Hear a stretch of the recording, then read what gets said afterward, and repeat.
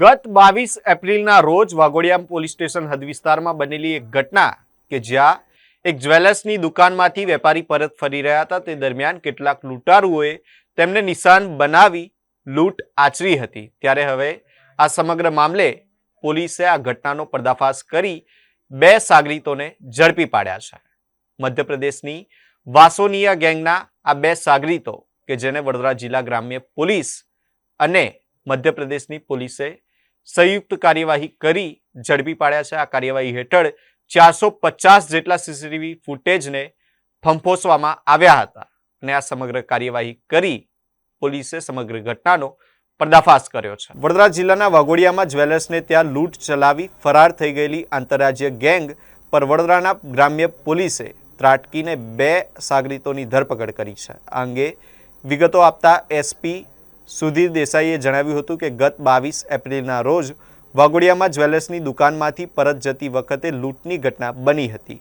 જે અનુસંધાને વડોદરા ગ્રામ્ય પોલીસની અલગ અલગ ટીમો કાર્યરત કરવામાં આવી હતી। પોલીસે ટેકનિકલ સોર્સ અને વાઘોડિયાથી લઈને મધ્યપ્રદેશ સુધીના 450થી વધુ સીસીટીવી કેમેરાના ફૂટેજ તપાસ્યા હતા, જેમાં આરોપીઓની શંકાસ્પદ મૂવમેન્ટ કેપ્ચર થઈ હતી। પોલીસ ટીમે આરોપીઓનો પીછો છેક મધ્યપ્રદેશ સુધી કર્યો હતો અને ત્યાંની પોલીસ સાથે મળીને એક જોઈન્ટ ઓપરેશન હાથ ધર્યું હતું। આ જોઈન્ટ ઓપરેશન દરમિયાન પોલીસે લૂંટની ઘટનાને લઈને અંજામ આપનાર મુખ્ય બે આરોપીઓનો પીછો કરી તેમને ઝડપી પાડ્યા છે। આ કાર્યવાહી હેઠળ રમેશ વિજયાભાઈ પરમાર અને રમેશ રામચંદ્ર ઉર્ફે રંગી તાહેડની ધરપકડ કરી લીધી છે। પ્રાથમિક પૂછપરછમાં સામે આવ્યું છે કે આ મધ્યપ્રદેશની કુખ્યાત વાસોનિયા ગેંગ છે, જે ખાસ લૂંટ કરવાના ઈરાદે જ વડોદરા ગ્રામ્ય વિસ્તારમાં આવી હતી।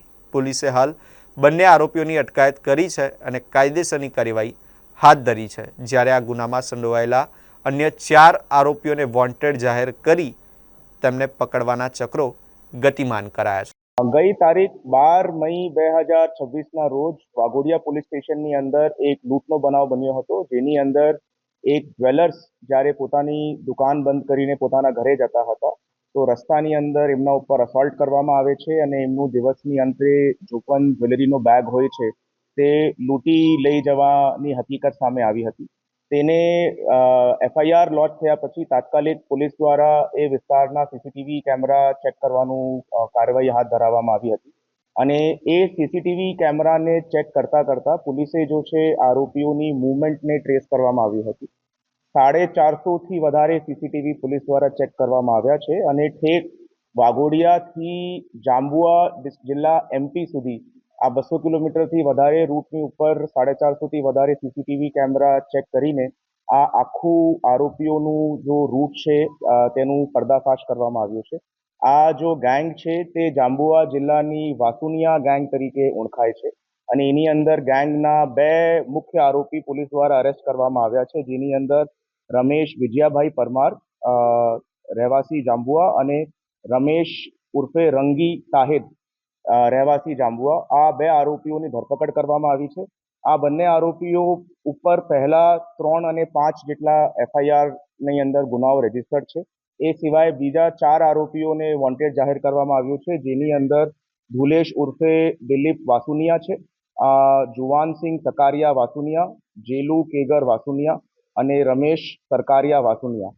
આ તમામ ગેંગના સભ્યો ઉપર મહારાષ્ટ્ર, ગુજરાત અને એમપીની અંદર લૂંટ, ધાડ, આર્મ્સ એક્ટ જેવા ગંભીર ગુનાઓ નોંધાયેલા છે અને એક અક્યુઝ ઉપર મહારાષ્ટ્રની અંદર મકોકાનો ગુનો પણ રજીસ્ટર કરવામાં આવ્યો છે, Maharashtra control of organize crime act, અને એક અક્યુઝ જો છે તે 13 વર્ષની સજા કાપીને જેલમાંથી બહાર આવ્યો છે।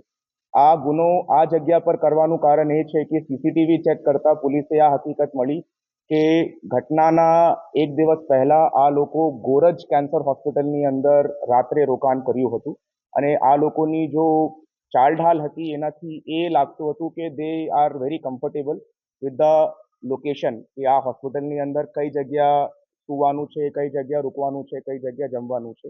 પૂછપરછ દરમિયાન એ હકીકત સામે આવી છે કે ભાઈ ધુલેશ ઉર્ફે દિલીપ વાસુનિયા જો છે એમની વાઈફનું ઈલાજ આ હોસ્પિટલની અંદર ચાલતું હતું અને એ ઈલાજ દરમિયાન એ ખરીદી કરવા માટે ઘણી વખત વાઘોડિયા ટાઉનની અંદર આવતો હતો અને આ ગેંગની જૂની એમો છે કે ભાઈ જ્વેલરીના શોરૂમ ઉપર કે જ્વેલરીના દુકાન ઉપર કે માણસ ઉપર એવી રીતે અસોલ્ટ કરવાનું અને સોના દાગીના જો છે લૂંટીને ભાગી જવાનું.